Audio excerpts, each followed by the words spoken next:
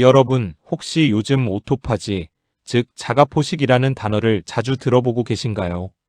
세포 스스로 낡고 손상된 부품들을 청소하고 재활용한다는 이 개념이 2016년 노벨 생리의학상을 받은 이후 건강에 관심 있는 분들 사이에서는 거의 필수 상식처럼 자리를 잡았습니다. 오토파지를 활성화하려면 공복을 유지해야 한다는 것, 많은 분들이 이미 알고 계시죠. 그래서 최근에는 오토파지 효과를 극대화하기 위해 공복 상태에서 이것저것 섭취하는 분들이 늘고 있습니다. 그중 가장 인기 있는 것 중 하나가 바로 프로폴리스입니다. 천연 항생제라 불리고 강력한 항산화 작용이 있다고 알려진 프로폴리스를 오토파지, 공복 시간 중에 먹으면 더 좋은 효과를 볼 수 있지 않을까 하는 기대감에서입니다. 그런데 오늘 여러분께 드릴 이야기는 바로 이 부분입니다. 오토파지를 위해 공복 상태에서 프로폴리스를 섭취하는 것이 왜 위벽에 예상보다 훨씬 강한 자극을 줄 수 있는지 그 과학적 메커니즘을 처음부터 끝까지 완전히 풀어드리겠습니다. 이 영상을 끝까지 보시면 오토파지에 대해서도 프로폴리스에 대해서도 그리고 공복 상태의 위장이 어떤 환경인지에 대해서도 완전히 새로운 이해를 갖게 되실 겁니다.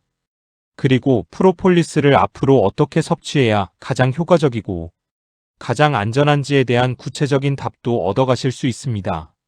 내용이 꽤 깊고 길지만 이 주제를 제대로 이해하려면 하나씩 차근차근 쌓아가는 과정이 꼭 필요합니다. 준비되셨나요? 함께 시작해봅시다.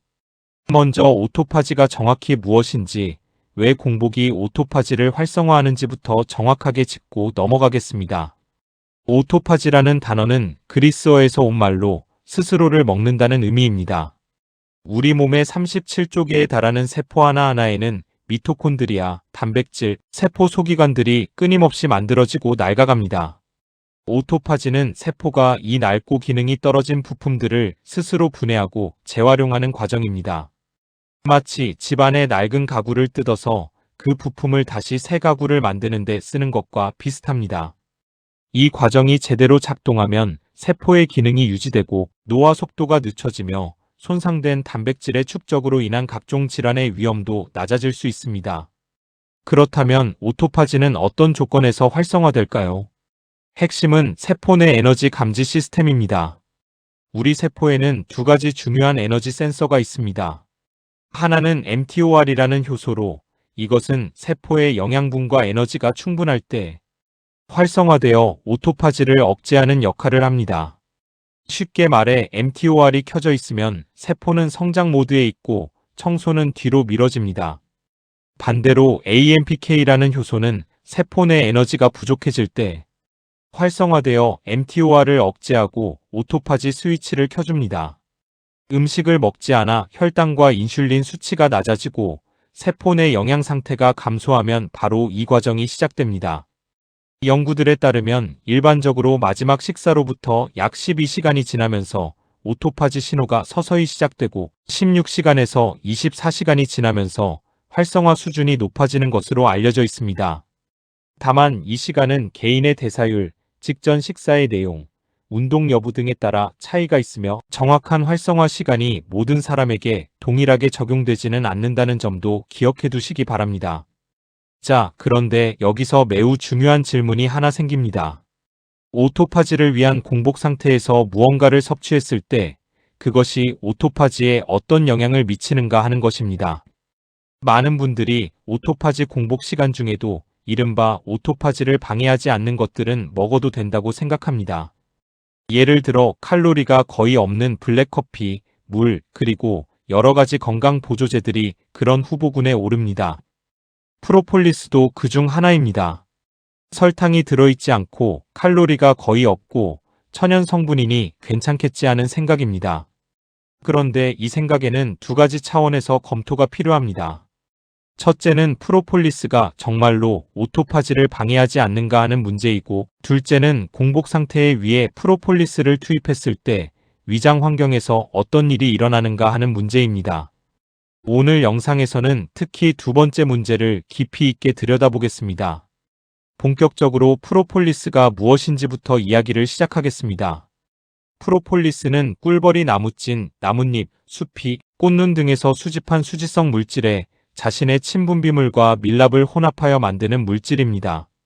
벌집의 틈새를 막고 미생물과 포식자로부터 벌집을 보호하며 벌집 내부의 열 절연 역할을 합니다.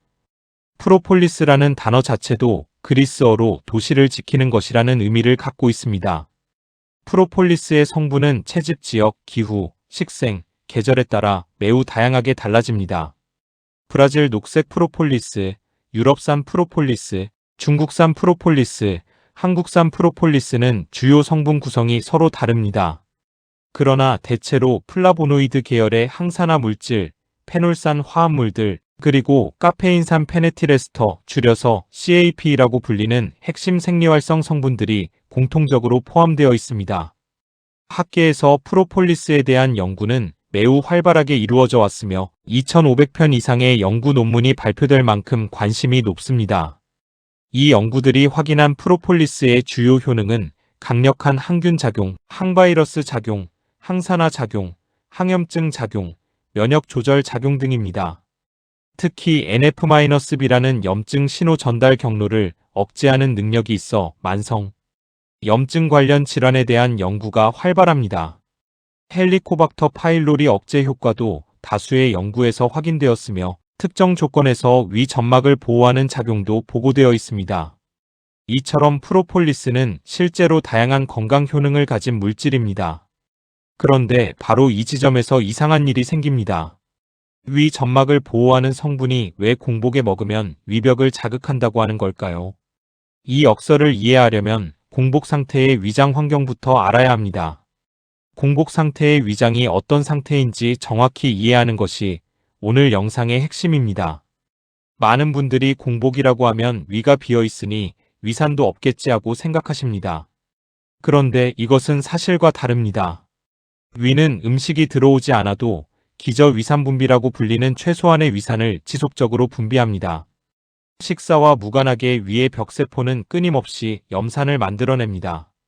식사 후에는 음식물이 위산을 희석하고 중화하며 점막을 물리적으로 보호하는 역할을 합니다. 그러나 공복 상태에서는 이 위산이 희석되지 않은 채로 위 안에 그대로 고여 있습니다. 건강한 성인의 공복 위 pH는 대략 1.5에서 3.5 사이입니다. 이것이 얼마나 강한 산성인지 감이 오시나요? pH 1은 배터리 산성과 거의 같은 수준의 강산입니다. 실제로 공복 상태의 위 내부는 인체에서 가장 극단적인 산성 환경 중 하나입니다.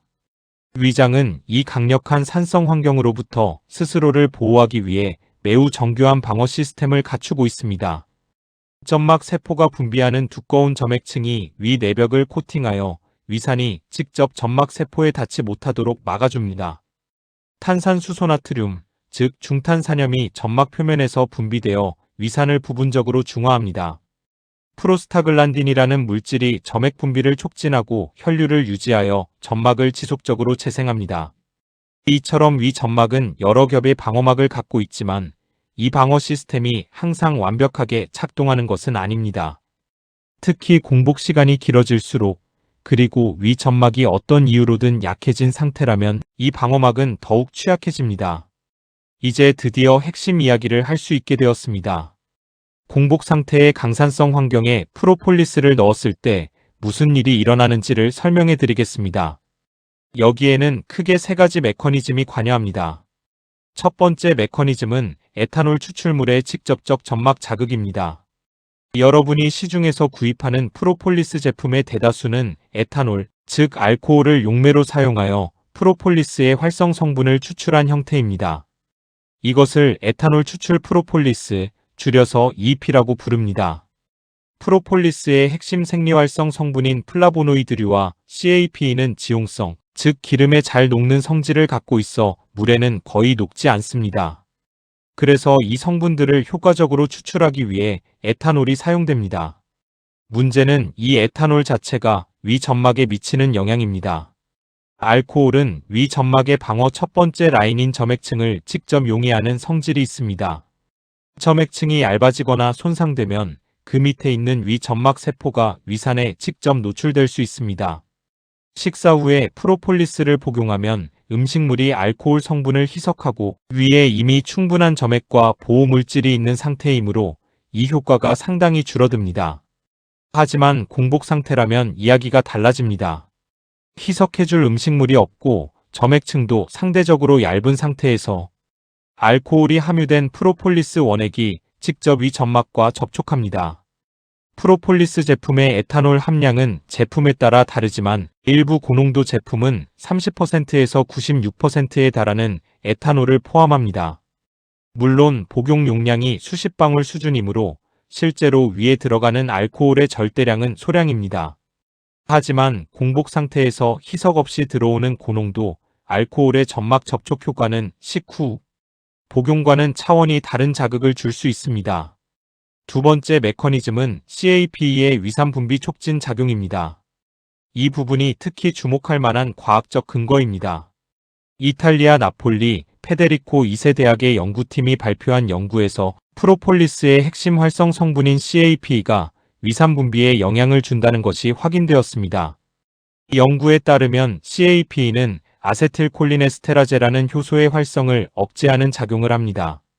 아세틸콜린에스테라제는 신경 전달 물질인 아세틸콜린을 분해하는 효소인데 이 효소가 억제되면 아세틸콜린의 활성이 증가하게 됩니다. 아세틸콜린은 위의 벽세포를 자극하여 위산 분비를 증가시키는 대표적인 신호 물질입니다. 즉 CAP가 아세틸콜린에스테라제를 억제 아세틸콜린 활성 증가, 위산 분비 증가라는 연쇄 과정이 일어날 수 있다는 것입니다. 식사 후에는 위 안에 음식물이 있어 분비된 위산이 희석되고 중화되므로 이 효과가 크게 문제가 되지 않습니다. 하지만 공복 상태에서 위 안에 아무것도 없을 때 위산 분비가 추가로 증가한다면 어떻게 될까요? 이미 강산성인 위장 환경이 더욱 자극적인 상태가 되고 공복 위 점막은 더 큰 산성 스트레스에 노출됩니다. 위 점막이 건강한 사람이라면 정상적인 방어 기전이 이를 충분히 감당할 수도 있습니다. 하지만 이미 위 점막이 약하거나 헬리코박터 파일로리 감염이 있거나 역류성 식도염이 있거나 비스테로이드성 항염증제를 복용 중인 분들에게는 이 추가적인 위산 자극이 증상 악화로 이어질 수 있습니다. 세 번째 메커니즘은 플라보노이드의 공복 상태 흡수 역설과 위 점막 직접 접촉입니다. 프로폴리스에 포함된 플라보노이드들, 가령 크리신, 갈랑긴, 케르세틴, 캠페롤 등은 그 자체로는 강한 항산화, 항염증 효과를 가지고 있습니다. 그런데 이 성분들은 지용성이 높고 수용성이 낮아 흡수율이 전반적으로 낮은 편입니다. 공복 상태에서는 음식물로부터 오는 지방 성분이 없기 때문에 지용성 성분들의 흡수가 오히려 더 불규칙하고 비효율적으로 이루어질 수 있습니다. 더 중요한 것은 음식물 없이 직접 위 점막과 접촉하는 농도의 차이입니다. 음식을 함께 먹으면 프로폴리스 성분이 음식물과 섞여 위 전체에 고르게 희석됩니다. 하지만 공복 상태에서는 프로폴리스 원액이 희석되지 않은 채로 위 점막의 특정 부위에 집중적으로 닿을 수 있습니다. 고농도의 폴리페놀 화합물이 점막 세포에 직접 접촉하면 세포 자극 효과가 나타날 수 있으며 이것이 상복부 불편감, 속쓰림, 따가운 느낌으로 이어질 수 있습니다. 여기까지 읽으시면서 한 가지 의문이 드셨을 겁니다. 프로폴리스가 위를 보호하는 효능이 있다고 앞에서 했는데 위를 자극하는 것과 보호하는 것이 어떻게 같은 물질에서 동시에 가능할까요? 이 역설의 답은 맥락과 조건에 있습니다. 프로폴리스의 위 보호 효능에 관한 연구들을 살펴보면 대부분이 위 점막이 이미 손상된 상태, 즉 궤양이 형성된 상태 또는 비스테로이드성 항염증제나 에탄올로 급성 손상을 유발한 동물 모델에서 프로폴리스를 투여했을 때 손상이 줄어든다는 결과를 보고합니다. 이 맥락에서 프로폴리스의 항산화 및 항염증 작용이 손상된 점막의 회복을 돕는 것입니다. 또한 이런 실험들에서 프로폴리스는 대개 적절한 희석 농도로 그리고 특정 용량으로 투여됩니다. 반면 건강한 사람이 고농도 에탄올 추출물을 공복 상태에서 일상적으로 섭취하는 상황은 이 연구들과 조건이 전혀 다릅니다. 즉, 프로폴리스는 손상된 위 점막의 회복을 도울 수 있는 잠재력이 있지만 공복 상태의 고농도 에탄올 추출물은 건강한 위 점막을 새롭게 자극할 수 있다는 것이 핵심입니다. 같은 물질이라도 어떤 조건에서 어떤 농도로 어떤 복용 시점에 섭취하느냐에 따라 효과가 완전히 달라지는 것이 프로폴리스의 복잡한 면입니다. 이제 오토파지와 프로폴리스의 관계로 다시 돌아오겠습니다. 여러분이 오토파지를 위해 16시간 이상 공복을 유지하고 있는 상황을 상상해 보세요. 이 시간 동안 mTOR은 억제되어 있고 AMPK는 활성화되어 있으며 세포들이 서서히 청소 모드에 진입하고 있습니다. 이 상태에서 프로폴리스를 섭취하면 어떻게 될까요? 현재까지의 연구 결과를 바탕으로 이야기하면 소량의 프로폴리스가 mTOR을 즉각적으로 재활성화하여 오토파지를 완전히 종료시킨다는 명확한 근거는 없습니다. 칼로리가 극히 적고 인슐린을 크게 자극하지 않기 때문입니다. 오히려 흥미로운 것은 프로폴리스의 성분인 CAP가 AMPK를 활성화하는 방향으로 작용한다는 연구 결과도 있습니다.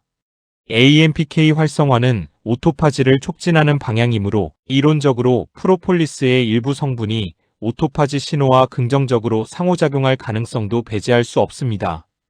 그러나 이 부분은 아직 연구가 충분하지 않고 인간을 대상으로 한 임상 결과가 부족한 상태입니다. 따라서 프로폴리스가 오토파지를 방해한다고 단정할 수는 없지만 오토파지를 확실히 증폭시킨다고도 말할 수 없는 상황입니다. 결국 오토파지 관점에서 프로폴리스의 공복 복용 문제보다 훨씬 더 확실하고 즉각적인 문제가 있는데 그것이 바로 위장 건강에 미치는 영향입니다. 특히 오토파지를 목적으로 14시간, 16시간, 20시간 이상의 장시간 공복을 유지하는 분들일수록 위 점막이 더 오랫동안 음식물에 중화 없이 위산에 노출된 상태입니다. 이 시점에서 에탄올 함유 프로폴리스를 공복에 투여하면 에탄올에 의한 점액층 손상, CAP에 의한 추가 위산 자극, 고농도 폴리페놀의 직접 점막 접촉이라는 세 가지 자극이 동시에 일어납니다. 대부분의 건강한 성인에서는 이것이 심각한 손상으로 이어지지 않을 수도 있습니다. 하지만 위장이 예민한 분, 공복이 긴 분, 속이 자주 쓰린 분, 위염이 있는 분들에게는 단순한 불편감이 아니라 증상 악화나 위 점막 손상으로 연결될 수 있습니다. 실제로 프로폴리스를 공복에 복용한 후 상복부 통증, 속쓰림, 구역질, 심한 경우 위경련 증상을 경험했다는 사례들이 지속적으로 보고됩니다. 이것은 개인의 예민함 차이가 아니라 공복 위장의 환경과 에탄올 추출, 프로폴리스의 특성이 만나는 조건에서 충분히 예측 가능한 반응입니다. 이쯤에서 한 가지 더 말씀드려야 할 것이 있습니다. 프로폴리스 알레르기의 문제입니다. 프로폴리스는 그 성분이 매우 복잡하고 다양하기 때문에 알레르기 반응을 일으킬 수 있는 물질이기도 합니다. 특히 벌 관련 제품에 알레르기가 있는 분들, 나무 수지나 꽃가루 알레르기가 있는 분들은 프로폴리스에도 교차 반응을 보일 수 있습니다. 프로폴리스 알레르기의 증상은 피부 접촉 시 두드러기나 발진이 가장 흔하지만 구강 내 섭취 시에는 구강 내 자결감, 입술과 혀의 부종, 삼킴 곤란, 위장 증상, 드문 경우 전신 알레르기 반응까지 나타날 수 있습니다. 이런 알레르기 반응은 식후 복용이라고 해서 예방되는 것이 아니지만 공복 상태에서는 빠른 흡수로 인해 반응이 더 빠르고 강하게 나타날 가능성이 있습니다. 프로폴리스를 처음 시작하거나 새로운 제품으로 바꾸는 경우에는 반드시 소량부터 시작하시고 이상 반응이 있으면 즉시 중단하고 전문의와 상담하시기 바랍니다. 또한 프로폴리스는 여러 약물과 상호작용할 수 있습니다. 혈액 응고를 억제하는 항응고제를 복용 중인 분들, 혈당, 강화제를 복용 중인 분들, 특정 항생제를 복용 중인 분들은 프로폴리스를 추가로 섭취하기 전에 반드시 담당 전문의와 상담하셔야 합니다. 프로폴리스의 일부 성분이 약물 대사 효소에 영향을 줄 수 있고 이로 인해 약물의 효과가 변화할 수 있기 때문입니다. 자, 그렇다면 프로폴리스를 안전하고 효과적으로 섭취하려면 어떻게 해야 할까요? 지금부터는 실용적인 지침을 드리겠습니다. 가장 먼저 섭취 시점의 문제입니다. 에탄올 추출 프로폴리스는 식사 중 또는 식후 30분 이내에 섭취하는 것이 위장 자극을 줄이는 가장 효과적인 방법입니다. 음식물이 위산을 희석하고 점막을 보호하는 환경이 만들어진 상태에서 프로폴리스를 복용하면 에탄올의 점막 접촉 효과가 크게 줄어들고 CAPE에 의한 추가 위산 자극도 실질적인 영향을 거의 미치지 않게 됩니다. 오토파지 효과를 유지하면서 프로폴리스의 혜택도 함께 누리고 싶다면 오토파지를 위한 공복 시간이 끝나는 첫 번째 식사 때 프로폴리스를 함께 섭취하는 방식을 권합니다. 두 번째로 제품 형태의 선택입니다. 에탄올 추출 제품이 아닌 수추출 프로폴리스, 즉 물로 추출한 제품이나 프로폴리스 성분을 캡슐 형태로 만든 제품은 에탄올 함량이 없거나 낮기 때문에 위장 자극이 상대적으로 덜합니다. 다만 수추출 제품은 지용성 성분인 플라보노이드와 CAPE의 함량이 에탄올 추출 제품보다 낮을 수 있다는 점도 참고하시기 바랍니다. 프로폴리스를 물이나 음료에 희석하여 복용하는 방법도 위장 자극을 줄이는 데 도움이 됩니다. 세 번째로 복용량의 문제입니다. 프로폴리스 제품의 권장 복용량은 제품마다 다르지만 일반적으로 성인 기준으로 하루 총 프로폴리스 플라보노이드 함량 기준 20mg에서 40mg 정도가 권장되는 경우가 많습니다. 더 많이 먹는다고 효과가 비례해서 커지는 것이 아닙니다. 오히려 고용량의 프로폴리스 섭취는 위장 자극 가능성을 높이고 알레르기 반응 위험도 증가시킵니다. 제품에 표시된 권장량을 지키는 것이 안전합니다. 네 번째로 본인의 위장 상태를 먼저 확인하세요. 현재 위염, 위궤양, 역류성 식도염, 헬리코박터, 파일로리 감염 등으로 치료를 받고 있는 분들은 프로폴리스를 공복에 복용하는 것은 물론 식후 복용도 담당 전문의와 먼저 상담하시기를 권합니다. 위장 질환이 있는 상태에서는 프로폴리스의 이점보다 위장 자극의 위험이 더 클 수 있습니다. 이제 7일 실천 계획을 말씀드리겠습니다. 1일차에는 현재 사용 중인 프로폴리스 제품의 라벨을 꼼꼼히 읽어보세요. 에탄올 함량이 표시되어 있는지 확인하고 권장 복용량도 재확인합니다. 2일차에는 오토파지 공복 시간이 끝나는 첫 번째 식사 자리에서 프로폴리스를 복용해보세요. 식사와 함께 복용하는 방식과 공복 복용 방식을 비교하여 위장 불편감의 차이를 직접 느껴보는 것이 도움이 됩니다. 3일차에는 프로폴리스를 물에 충분히 희석하여 복용해보세요. 원액 그대로 복용하는 것보다 희석 복용이 위장 자극을 줄이는 데 효과적입니다. 4일차에는 공복 오토파지 시간 동안 프로폴리스 대신 수분 섭취에만 집중해보고 오토파지 공복 전후의 컨디션 변화를 기록합니다. 5일차에는 저녁 식사 후 프로폴리스를 복용하고 취침 전까지 위장 상태를 관찰합니다. 6일차에는 수추출 방식의 프로폴리스 제품이 있다면 에탄올 추출 제품과 위장 반응을 비교해봅니다. 없다면 현재 제품을 물 100ml에 희석하여 복용합니다. 7일차에는 일주일간 복용 경험을 정리하고 위장 불편감이 지속된다면 소화기내과 전문의를 찾아 상담합니다. 마지막으로 오늘 말씀드린 내용의 핵심을 정리해드리겠습니다. 오토파지는 공복 상태에서 활성화되는 세포자가 청소 시스템이며 대략 12시간에서 24시간 공복 후 mTOR 억제와 AMPK 활성화를 통해 진행됩니다. 프로폴리스는 강력한 항균, 항산화, 항염증 효능을 가진 천연 물질이지만 시중에 유통되는 대부분의 제품은 에탄올 추출물 형태입니다. 공복 상태의 위장은 pH 1.5에서 3.5의 강산성 환경으로 희석해줄 음식물이 없어 점막 방어가 상대적으로 취약합니다. 이 상태에서 에탄올 추출 프로폴리스를 복용하면 에탄올에 의한 점액층, 직접 자극 CAPE에 의한 추가 위산 분비 촉진, 희석 없는 고농도 폴리페놀의 점막 직접 접촉이라는 세 가지 자극이 겹칩니다. 위 점막이 약한 분들, 위장 질환이 있는 분들, 장시간 공복을 유지하는 분들에게는 이 자극이 증상 악화나 점막 손상으로 이어질 수 있습니다. 프로폴리스는 식사 중 또는 식후에 복용하는 것이 위장 안전성을 높이면서도 프로폴리스의 효능을 충분히 누릴 수 있는 방법입니다. 오토파지를 원하신다면 공복은 공복대로 유지하시고 프로폴리스는 공복이 끝난 첫 식사 자리에 함께 드시기를 권합니다. 오늘 말씀드린 내용은 모두 의학적 진단이나 처방을 대신하는 것이 아닙니다. 현재 위장질환이나 기타 만성질환으로 치료 중이신 분들, 약물을 복용 중이신 분들은 반드시 담당 전문의와 상담하신 후 프로폴리스 섭취 여부와 방법을 결정하시기 바랍니다. 개인마다 건강 상태와 체질이 다르기 때문에 오늘 말씀드린 내용이 모든 분께 동일하게 적용되지 않을 수 있습니다. 이 영상이 도움이 되셨다면 구독과 좋아요를 눌러주시고, 혹시 프로폴리스 공복 복용 후 위장 불편감을 경험하셨거나 반대로 아무 문제 없이 잘 복용하고 계신 분들의 경험도 댓글로 공유해 주시면 더 많은 분들께 도움이 될 것 같습니다. 다음 영상에서는 오토파지 공복 시간에 먹어도 되는 것과 절대 먹어서는 안 되는 것들에 대한 과학적 근거를 하나씩 정리해 드리겠습니다. 오늘도 건강하게 하루를 마무리하세요.